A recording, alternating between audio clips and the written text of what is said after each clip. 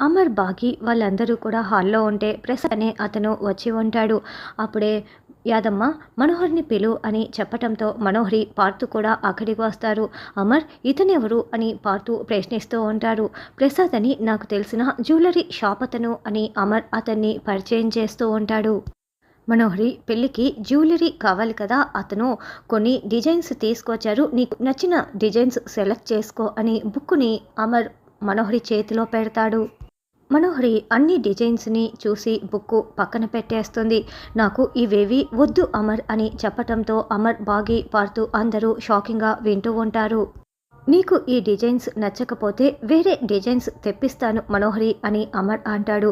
Designs గురించి కాదు అమర్ అని మనోహరి చెప్తూ ఆరు ఫోటో వైపు చూస్తూ ఉంటుంది.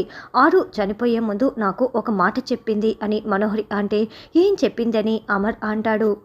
నా పెళ్ళికి వేరే నగలు ఏవి కొనొద్దని చెప్పిందని మనోహరి చెప్తుంది. నా పెళ్ళికి తన నగలే పెట్టుకోమని ఆరు నాతో చెప్పింది అని మనోహరి ఆరు ఫోటో వైపు చూస్తూ చెప్తూ ఉండటంతో భాగి చాలా కోపంగా మండిపడుతూ మనోహరి వైపు చూస్తూ ఉంటుంది. అమర్, పిల్లలు అయితే చాలా షాకింగ్గా చూస్తూ ఉంటే ఇక రాతో నోరు తెరుచుకొని ఏంటి మనోహరి ఇలా చేస్తోందని మండిపడుతూ చూస్తూ ఉంటాడు. ఇక మనోహరి చాలా చాలా నవ్వుతూ ఒసే బాగి చూసావా అన్నట్లుగా బాగి వైపు చూసి గర్వంతో సంతోషపడుతూ ఉంటుంది. బాగి దీనిని ఎలా తిప్పి కొడుతుందన్నది రానున్న ఎపిసోడ్లో తెలుసుకుందాం.